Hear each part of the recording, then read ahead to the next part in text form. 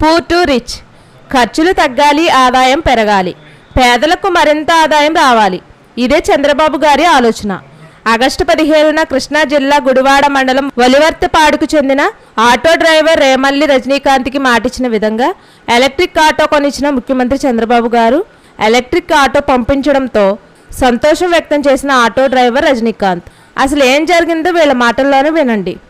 నువ్వు మాట్లాడా అన్నా క్యాంటీన్ వల్ల లాభం ఏంటి? నువ్వేం చేస్తావు చెప్పు. నేను ఆటో డ్రైవర్ అండి. నా పేరు రేమల్లి రజనీకాంత్. మాది పక్కనే ఉన్న ఒలివర్తిపాడు గ్రామం. 5 కిలోమీటర్లు ఉంటుంది సార్ ఇక్కడికి. మేము డైలీ వచ్చి టౌన్లో తోలటం కాకుండా అన్నా క్యాంటీన్ వల్ల ఉపయోగం ఏంటంటే లోకల్గా కాకుండా మేము ఉయ్యూరు కానీ పామారు కానీ వెళ్ళినప్పుడు, మేము డ్రాపింగ్కి వెళ్ళినప్పుడు మాకు మళ్ళీ ఇటు రావాలంటే ఒక 2 గంటల సమయం పడుతుంది సార్.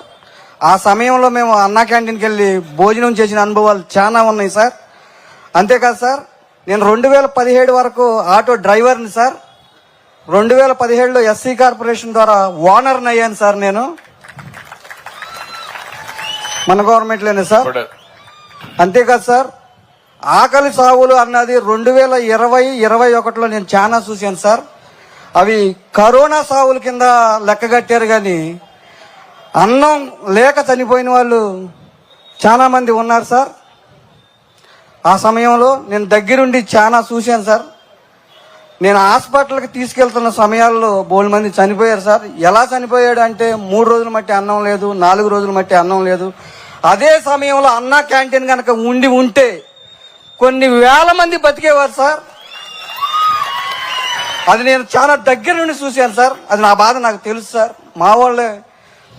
అదే కాకుండా మేము ఏ ఊరు వెళ్ళినా కానీ, అటు ఏలూరు కిరాయికి వెళ్ళినా కానీ, ఇటు మచిలీపట్నం కిరాయికి వెళ్ళినా కానీ మాకు లేట్ అయిన సమయంలో మేము అన్నా క్యాంటీన్కి వెళ్ళి భోజనం చేసేవాళ్ళం సార్. ఈ నా అన్నా క్యాంటీన్ మీద నాకున్న అనుభవాలు సార్. Thank you. ఇప్పుడు నువ్వు ఆటో తోలుతున్నావు కదమ్మా? అవును సార్. సొంత ఆటోనా? సొంత ఆటో సార్. పెట్రోలా డీజిలా? డీజిలే సార్. డీజిల్. దీన్ని ఇప్పుడు ఎలక్ట్రికల్ వెహికల్ గా మార్చుకుంటే నీకు ఖర్చు తగ్గుతుంది కదా? తగ్గుతుంది సార్. ఏమైనా ఆలోచించావా దిశగా? ఆలోచించాను కానీ సార్, ఉన్నది దానికి సరిపోతుంది సార్. అది తీసుకోవాలంటే 3 లక్షల పైన కాస్ట్ అవుతుంది సార్. ఈ బండి కూడా కన్వర్ట్ చేసుకోవడానికి వీలు లేదా? కన్వర్ట్ చేసుకుంటానికి ఇంకా నాకు అంత ఇది లేదు సార్. కాదు, ఈ బండినే నువ్వు ఎలక్ట్రికల్ వెహికల్స్ గా మార్చుకోవడానికి అవకాశం ఉందా లేదా? నీకేమన్నా అవగాహన ఉందా? దాని మీద అవగాహన లేదు సార్. మార్చలేరా? ఇంజిన్ మారిస్తే సరిపోతుంది కదా. కలెక్టర్ గ్యాసే కాదు, నీకేమైనా ఐడియా ఉంది దీని మీద? ఓకే, మీరు కలెక్టర్స్ ఆల్రౌండ్ తయారు కావాలి ఇప్పుడు. ఎందుకంటే ఓకే, ఇప్పుడు ఎలక్ట్రికల్ వెహికల్స్ గా కన్వర్ట్ చేసుకుంటే ఆటోమేటిక్ గా నీ కాస్ట్ తగ్గుతుంది, ఖర్చు తగ్గుతుంది, ఆదాయం పెరుగుతుంది. నేను మొట్టమొదటిసారిగా నీ వెహికల్ తోనే స్టార్ట్ చేస్తా. ఎలక్ట్రికల్ వెహికల్ ఇంట్లోనే ఛార్జ్ చేసుకోవచ్చు. నువ్వు ఇంట్లోనే ఛార్జ్ చేసుకుంటే చాలా సులభం అవుతుంది. నేను ఒకసారి కలెక్టర్కి నువ్వు కలువు, ఏం చేయాలి నేను గైడ్ చేస్తాం, దాని ప్రకారం ముందుకెళ్దాం. కూర్చో. అందరికీ నమస్కారం అండి. ఆగస్టు 15వ తారీఖున అన్నా క్యాంటీన్ కి రాష్ట్ర ముఖ్యమంత్రి వర్యులు నారా చంద్రబాబు నాయుడు గారు రావటం జరిగింది గుడివాడ. ఆ రోజు ఆటో డ్రైవర్ల పేర్లు నా పేరు ఇస్తుంటే నేను ఏమనుకున్నానంటే ఈ ఎదర కుర్చీలో ఉంటామేమో, మైక్ ఇచ్చి మాట్లాడమంటారేమో అనుకున్నాను.